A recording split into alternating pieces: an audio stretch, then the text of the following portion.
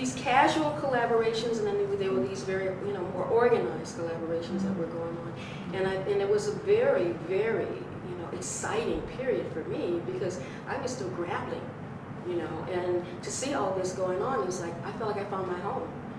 Found my home not specifically in a building, but in terms of with people, And I think one thing, I got this tape of a conference that Howardina was a part of, Howardina Pendel, and with that, part of what she was saying and part of what the whole panel was saying is that we don't have to come to you or the main culture with our hats in our hands, right, saying, please validate us. We were validating ourselves. And when you go with your hat in your hand, then whoever you're going to has the upper hand still, right, because you're coming to them in that posture. So we were creating, I guess you might say, our own infrastructure, our own validation, knowing that what we were doing was important to us. Well, a lot of this, now I'm going to say two things here you may or may not agree with, but see, I was talking to somebody the other day, and it was about, the conversation kind of came around to like, who are you? Who are these people? Because for some people we are unknown entities. And so I tried to give them this idea that, whether you realize it or not, even though you may know of, say, David Hammond and maybe some other people from this particular era, I know one thing. When I met the men who were hanging at Studio Z, I was a lot younger than those guys, and so I was always being challenged. Like, you're the young pup, you're sticking his head in the door, right? And those cats would challenge me with some really intense stuff from the hood, aesthetic stuff about what am I making. I mean, and then I think it wasn't Joe Ray, but it was one of the names you guys mentioned. But I was being asked, okay, now you're going to go out and do some legal shit with us tonight. And I was like, wait a minute, man, I just came to do the art. So what? Illegal? Illegal. And I realized at that moment, thinking back, the illegal stuff really was nothing more than to challenge me to see how far would I go. In other words, am I willing to take the challenge that it's going to take to hang with them? And so when I looked back at that, I came to recognize, I said, these brothers were just WNA. What's that? I mean, how do you say it? NWA. NWA. They were just NWA of the day, basically. And go ahead. Well, it's just funny because we've been talking about feminism and all this kind of stuff, and Ulysses is the only male in here in this conversation, and so it's interesting to see the dynamics that went on with the male thing, which is totally different. Right. Yeah. It was totally different because, believe me, I, coming from the background that I had already come from, I mean, to a certain degree, see, with my career starting in Venice on the beach, I had to import myself back into the hood. And so coming back into the hood, I don't think if we did even mention my introduction to David Hammond, where he shows up in my apartment saying, I heard about you. And I'm trying to figure out, how'd you get in my house in the first place? And sitting in my house with the woman that I at the time was going with, and I'm saying, like, what's this brother doing in my house? But, you start to, I think that the idea, I think that the whole idea of the art world, because we've been talking about this whole thing, to a certain degree, why we weren't necessarily being shown with certain other people, because we chose to, look at our musical influences. They were all the musicians, for the most part, who were considered the underground, if you will, if not the avant-garde in the jazz world. And those circles, we almost sort of took on those kind of characters in the art, for the art world, in terms of a visual arts character. And so in that sense, you also didn't get, quote unquote, recognized by the establishment, which is something we haven't talked about at all, but the black art established institutions why are we here today? Well, they didn't kind of think that our work should be shown because, you know, the show didn't want to show a black man nude. And, you know, that was sort of, you know, where I was coming from. And this is where I should mention on camera that we were always trying to get Ulysses to put some clothes. Except I dug around and found these notes from really, it doesn't quite fit into the time frame. It's like 1991. Okay. But it was when I moved to East Hampton, and I called you and had several conversations about you being the running man in my concept. Yeah, right. And actually, Ulysses, you did say at that time, okay, I could be the running man, but maybe we can have a little loincloth or something. I chilled out there. By 1991. He was up to his loincloth ideas then. Can I go back to Yeah. Studio Z for a minute, because I just want to get you know, a time frame on it, when it was happening, and maybe Senga, you can talk about it, Maren, a little bit, and you know, who was in it. Well, I remember going there. I don't really have the dates, but I remember I did one piece You guys have there in which Senga was in it.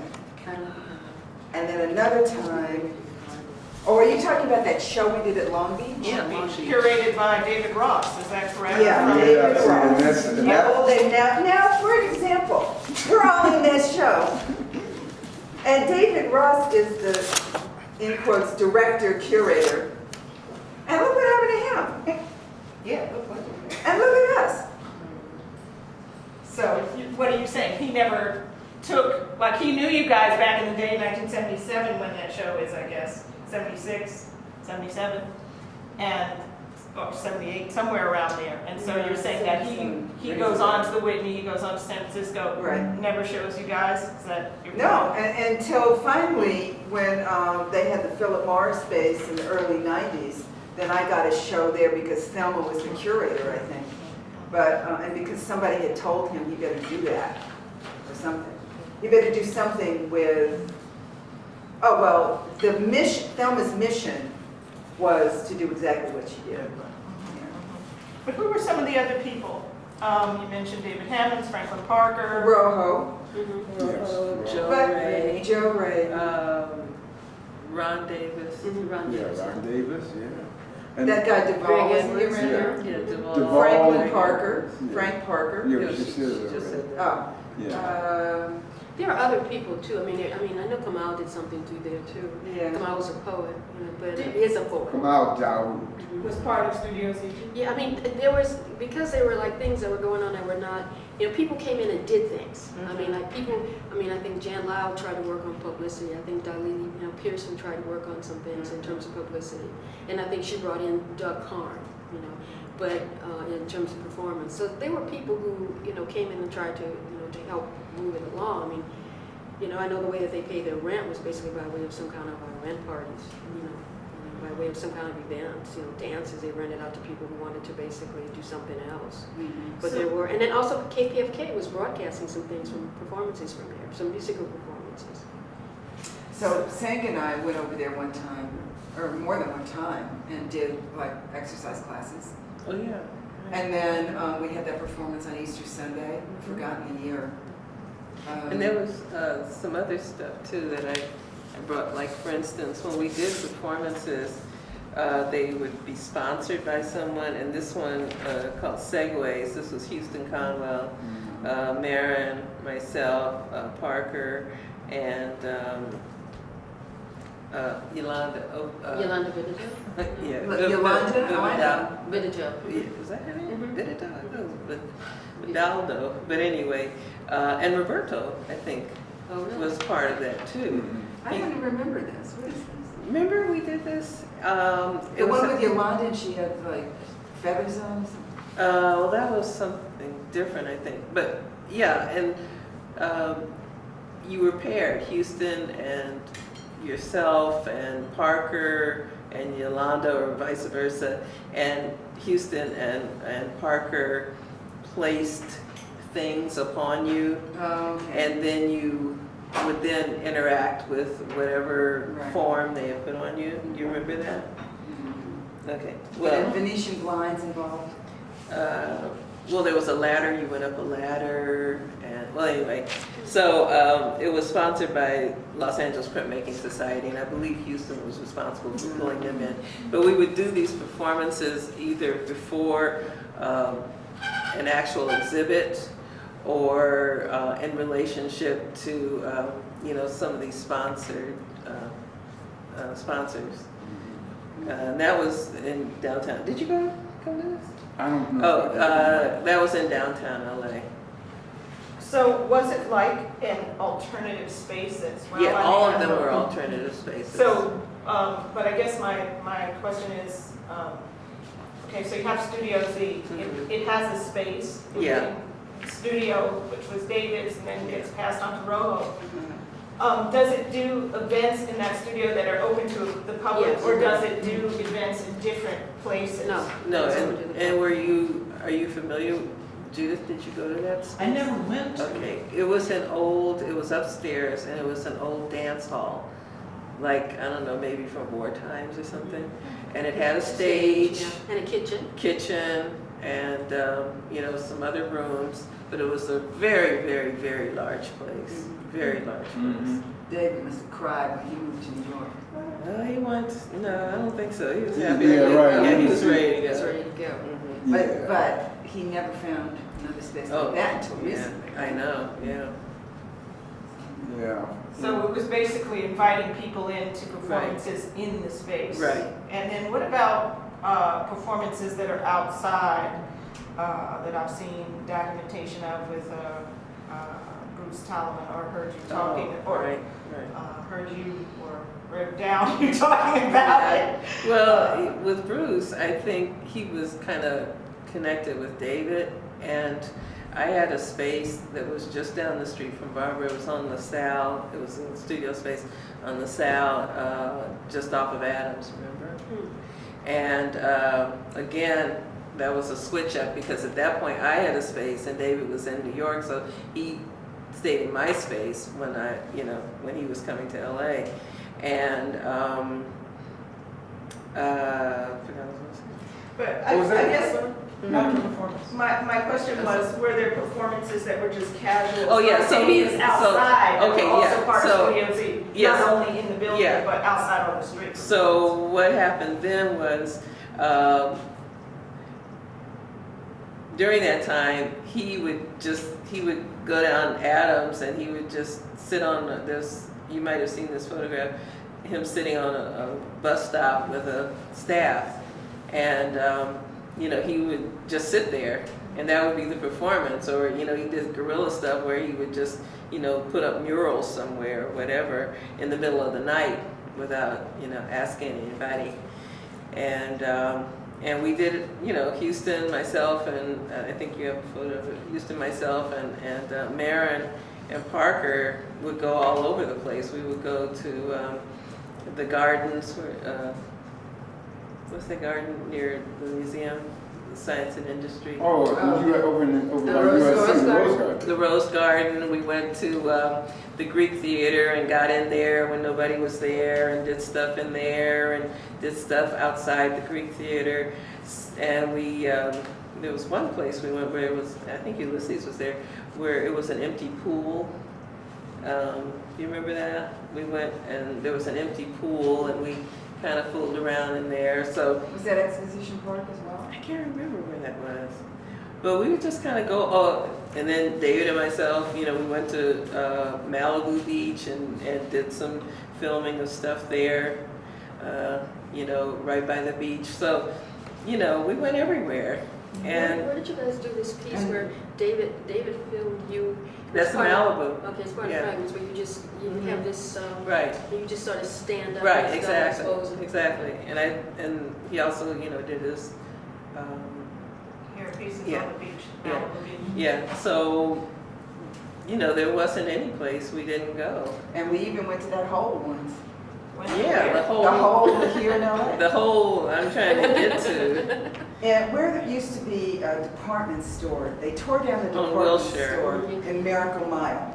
and they left the hole in the ground. They never rebuilt on the property. Now this is bizarre, and the hole is still there. 20 years. It might have been because 20 years. it was on Wilshire. It might be because there was some gas coming out of that tar pits. Wow. You know, that's why they put the subway up there. Oh, So was this all part of Studio Z, or was this just No. part of your own practice? This, you know, actually, practice. when I think about that stuff, I think about Senga being the main initiator for these outdoor things.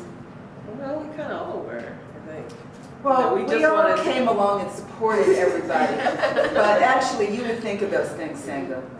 But what's the difference between Studio Z and these things that you're talking about, just doing on the street? Is it because Studio Z was just this kind of more incorporated space in the Yeah. building? Yeah. And then the other is just your free Yeah. form Right, exactly. thing? Exactly.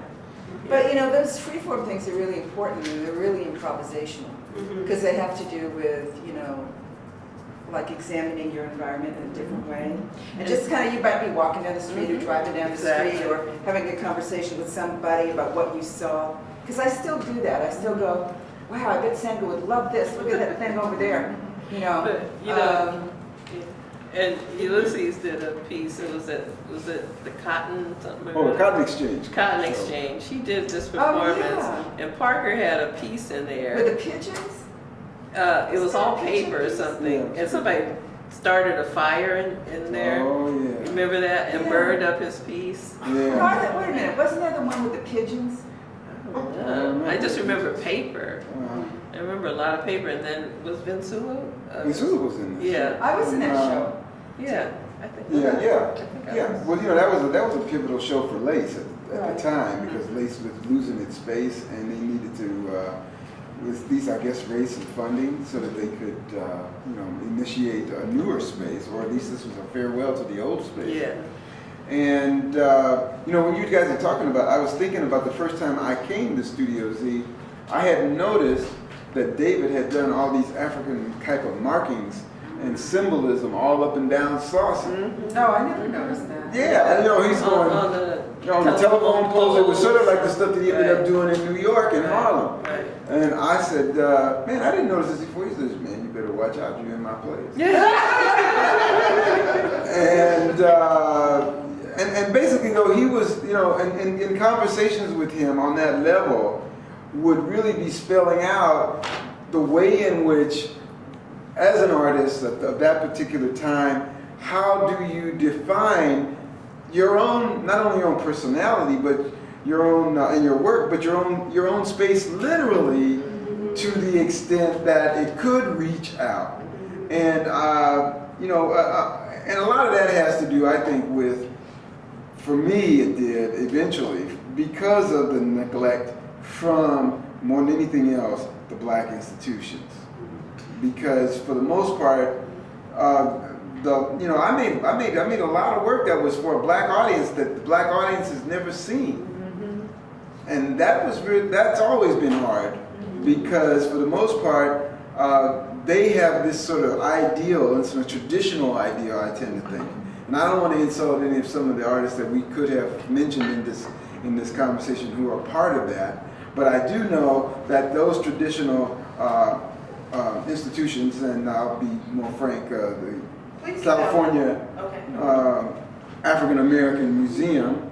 Well, actually, I have a couple of pieces in there, but one of the pieces, the second time I saw it, they had hung it backwards. Yeah, well, that sounds like them. And the other one I never saw again. Okay, And I never hear from them. right. And you know, see, the thing is, and I know I can't speak for New York, but I know in LA, the ethnic museums have, and in some ways, I think done a lot better. The other ethnic museums, a lot better job of supporting and exhibiting the contemporary artists that are living. You know, we Well, should. that museum has a real multi-purpose. It's a multi-catch-all. You know, let's have a few athletes over, Oh. let's have some this kind and that kind, and, you Well, know, I mean, I'm only. It's always had a It's a- historical and cultural Yeah. But connection. it's also a municipal center. I mean, that's the thing about LA, which is different from the East Coast. Right. There are fewer places. They start out later. The bigger ones are municipal. That's a municipal site. So you're talking about government money. Even Watts Towers, government money. You know, I mean, even though something like Studio Museum gets a lot of government money, They're essentially they're- a private institution. they're a private institution. Right. You know, so I think that's part of the difference. Okay, you know? then let me ask you this. Now, I was just in a show there called Black In and Out of the Box. And At the CAAM? yes, Yeah. and they give us a show with no opening.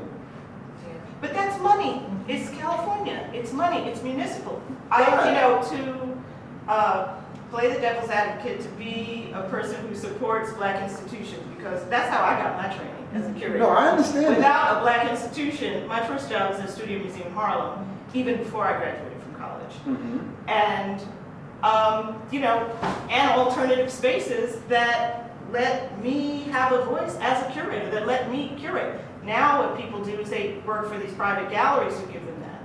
But I think part of it is the money. That was the money, and there are just fewer of them. I understand the money, believe me, because the money doesn't have to be funny just because you're talking about a museum. But at the same point, I felt, coerced artists to be a part of this no opening kind of equation by offering us as an alternative a gathering of the artist. You know, in other words, we're going to have a reception for the artist. And I said, well, if you're going to have a reception for the artist, you know, sushi. Oh, so they're going to give you a dinner? Yeah, they're going to, well, anyway, a reception for the artist. I said, well, why don't you take that same money and just say, we're going to have an opening and invite the public. I mean, we can meet each other at an opening. If it's just for us to have some opportunity to meet each other, or that you want to thank us for a show. But I mean, now I always have my issues with institutions, so It might have been cheaper to have dinner than to have an opening. Well, when you got it would have been Mr. Banks publicity was and covering it, stamps so and- Is he still here? yeah, Collecting? right. So you're talking about that man's been supporting this field for 40 years. Right. I mean, that's a tough, thing. I mean, I think it really comes down to money, people. Well, I guess I'm just haranguing on it because it's the first time I ever showed Did it he in ever that place buy, since did it's he been ever buy open. any of your work? Are you kidding? No, me neither. But one thing, to just underline as much as possible, anytime I said, well, hey, let's do this, everybody said, okay. If Senga said, let's do this, we said, okay. Ulysses says, let's do this, okay. Except picking up actually. Except, Well, I never You asked left you guys to take off your and he clothes. was Come happy on. with it. Yeah. And I would jump up at 12 o'clock at night and go Right. his crazy, Right. and Exactly. do whatever I was supposed to do, or go Right. at 4 a.m. and smell a cat, or whatever it was I was supposed to do. I went there, you went there, Barbara was always there. We just, there was never no. It was always yes. Okay, let's do that. That's major. And there was no critique. That seems weird to me, or why don't you? No critique. Just do it. I just want to give everybody a chance to have some last thoughts about this. And then when we close, we could maybe talk about some things that you want to focus on for tomorrow. Well, I just wanted to show an example of the voices from 1984 at the Was it LACC. Okay. And this is Ulysses, 1984, dancing around Ronald Reagan on TV.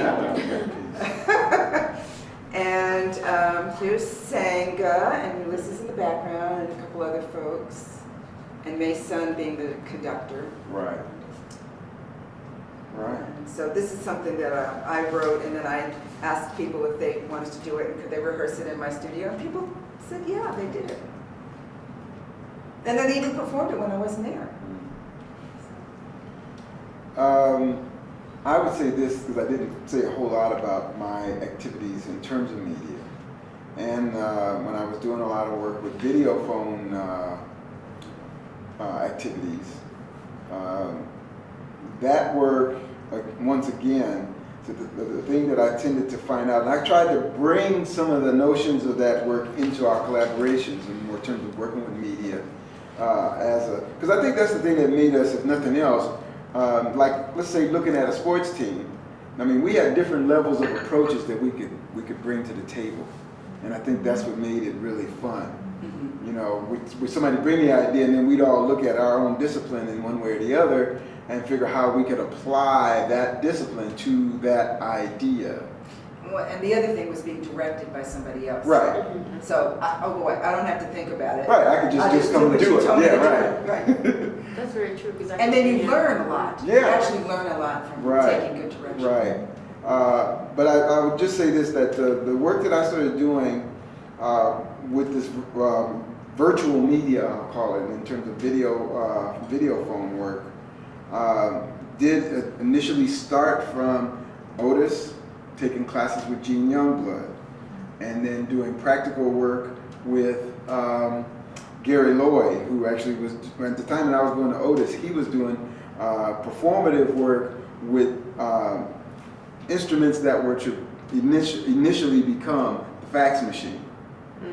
And as a grad student, I was working with him on that kind of work and getting the understanding that telecommunications art was really going to be an art of the future. So in that sense, that fed me on another part of my work to want to be in the future. And it's back to this thing when you were saying about whether or not, let's say, just the Panther thing. My whole idea was that can I, and in that sense we, create a different kind of point of view and character, if you will, for African Americans that was universal. You see, I mean, you know, the old school had the new Negro. What's my voice? The new Negro, and well, maybe the new Gru. I mean, but for the most part, you know, that's what I was trying to say about it, is that yes, we can be universal, and we're not necessarily. That's why that other work about stereotypes. We're not going to be those stereotypes if we can show you that we are part of the future. Well, I had some Panthers to lunch because they had a show at my school, and the Panthers came to lunch, and we had this whole discussion about, can you be an artist and a revolutionary? And the thing is, making art, making something original from your inside and sharing it with people is a revolutionary concept. But one of the Panthers pointed out that to be a revolutionary, to be an activist, you have to do something. You really have to do something.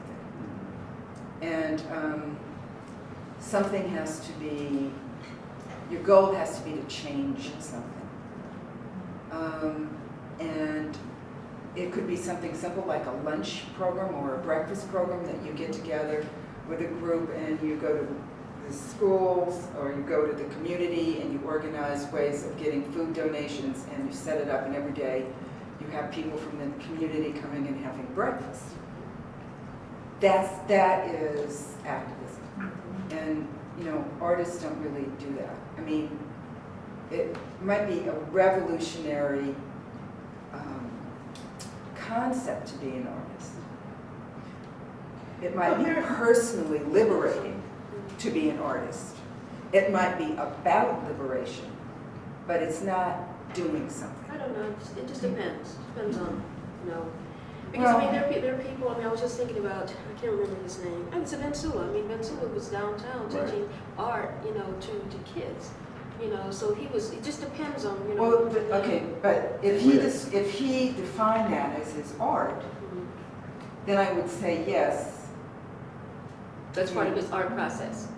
Well, if he defined actually going into the community and teaching art and helping the community advance themselves, giving of himself in that way, if he considered that his art, then I would say yes. In that case, he was being an activist. But the kind of thing that we were actually doing wasn't being activists in that way. It was something else. I'm really glad to hear you say that on the one hand, because it picks up on something that I feel very strongly about in terms of claims that are made, not just about African Americans art, but any art that has some political character, that it seems to me are overstatements. I saw the Black Panther illustrator. The show Emory Emory Douglas. Yeah. Right, and I was reading some of the literature around that. I was like, no. The Panthers did this, but those illustrations, which are quite remarkable as illustrations, they did not make those social changes. Right. But at the same time, when I'm hearing you Well, they say, advertised them. yeah, when I'm hearing you say the devil's advocate in me wants to think, yes, artists are not activists, but art and what you guys do can change consciousness. Which You is know, you're not maybe changing Right. you're not changing material conditions, Right. Right. but you can change consciousness. Exactly. But what consciousness that we changed Mhm. was our own. Because, And you're all okay, well, right. who was seeing it? Who was But seeing Maren, it? I think, Who came but- to the two-person performance? yeah, but You and her. But look, Maren, look where you're sitting now. Look at all the people who've come after. I mean, who've come after you. I mean, it might not have changed it in a split second. It's not changing at that moment. But I think, look at us now. Look at a whole field has been built up around African American artists. And even the type of work you do, forget about even African American, but the type of work you do that is ephemeral, that does not have to speak about ethnicity in a certain way. I mean, there's been a whole, I think, sea change in the way people work. My point or position is that African American artists have wildly changed. You guys have wildly changed what the field looks like up to this Okay. point. So I don't want you to say that nothing happened, nobody ever saw us, nothing ever changed, because in fact it has. Well, You know? somebody has seen us because we're here, but I'm not exactly sure who those people But are. that's okay. Yeah, well, and But- getting back to but what just- you're saying is, you're talking about the art world. And the Panthers were talking about the world. Yes. We were talking about, their neighbors were getting stopped by the police at gunpoint just because they were walking down the street or driving down the street or minding their own business. And they developed a whole activity around protecting themselves and advancing, health, education, et cetera, within the community. I mean, it was a vast social sweeping idea that was absolutely necessary. It spoke to many people. Many people understood that idea. Can you tell us where this conversation was and what year? That conversation that I Yes, just you said the Panthers came to my school. like a month ago. Okay. November 8th. November 8th 2 months at ago. MICA and At talked MICA. about this. And these Yes. were people who were active in the 70s Right. in California or in Baltimore. Everywhere. There were people from Oakland area, Chicago area, Baltimore area, Who were these people? Can you name Washington D.C. area. They were like the ministries of information from those various cities and their assistants. And one woman, it was absolutely poignant to me. She described that as a child she had thought about being a nun. And then she went and she joined the Panthers, and her mother she had finished school, and her mother had just set her up in an apartment. She said, my mother gave me some dishes and things like that. And she said, then I decided to join the Panthers, and I gave all of that to the Panther Party. Well, she was exactly being a nun. I mean, it was just so touching. And there are many stories like that. There are people who said, that's it, this is important for myself, for my community, and I'm doing this. I never did that in art. I never made those kind of commitments. But you made another commitment. Yeah. Yes, I made another commitment. It's not valid. Right. Well, I'm not saying that it's not valid. I'm just saying that the kind of things that we do as artists is not the kinds of things that revolutionaries, political revolutionaries, in the sense that we, think about them. We're not doing a Stokely Carmichael.